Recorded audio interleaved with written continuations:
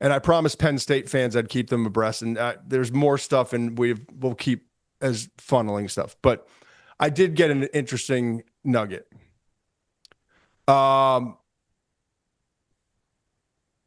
Jimmy Sexton, as I mentioned, is the most powerful man in college sports and is orchestrating a lot of this stuff.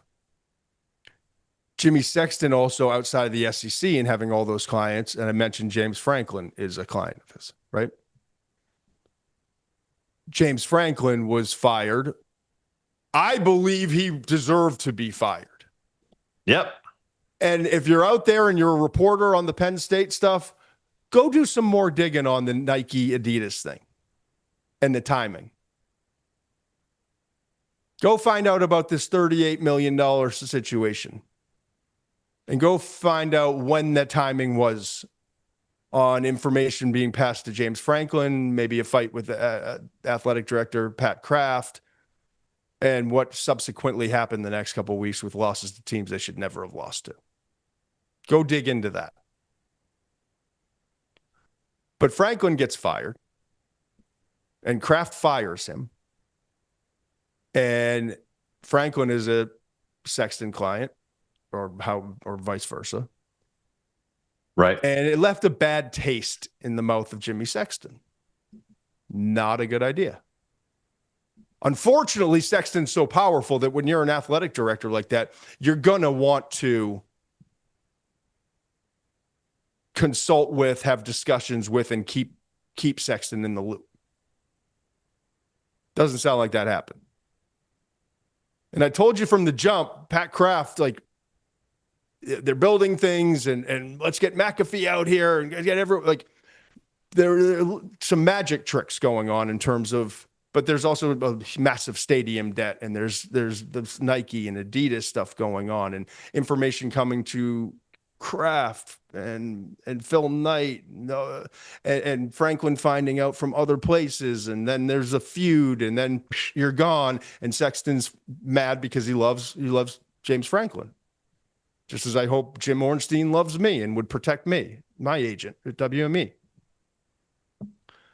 And so you watch this Penn State thing, you're like, well, where's all these dominoes are falling? And now Lane's at LSU, and Golding's at Ole Miss, and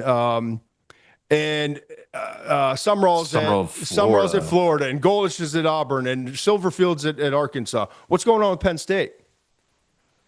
I'll just leave you with this. It's probably not going to be a Sexton client.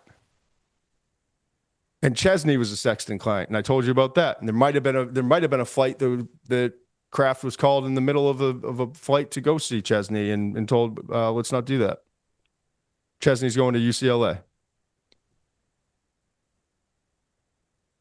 And if Sexton is Scott Boras of college football, you better get into bed with him if you like it, or whether you like it or not. And now you're sitting back and you're a Penn State fan, and you're like, what are we doing? Because every name that has popped up, that Drinkwitz, right? Clark Lee. Mm-hmm. Every name that's popped up that Penn State has had interest in, that coach has wound up getting an extension. Guess who represents Drinkwitz? Guess who represents Clark Lee? Jimmy Sexton. Okay? So Penn State, program-wise, president has got to be looking at this and saying, do changes need, like, what, are we good? Do we have the right people? I'll say this too, if you're one of those flight tracker people, there may or may not have been a plane from Happy Valley to Provo in the last 48 hours. So if you're a Penn State reporter, national reporter trying to get, you might want to track that. Kalani Sitake is someone you might want to keep an eye on. And I can tell you this, the people at Penn State really want Terry Smith to stay as the head coach. A lot of people there. And I think part of it, quite honestly, is let's not go buy out Sitake for $14 million or whatever that number is. when we're already in debt with the stadium stuff, let's keep this guy for a little while, see if it goes great. And if it doesn't, let's have the leadership in place and have let the dust settle and make a bigger decision in a year or two. That's my update for you, Penn State fans.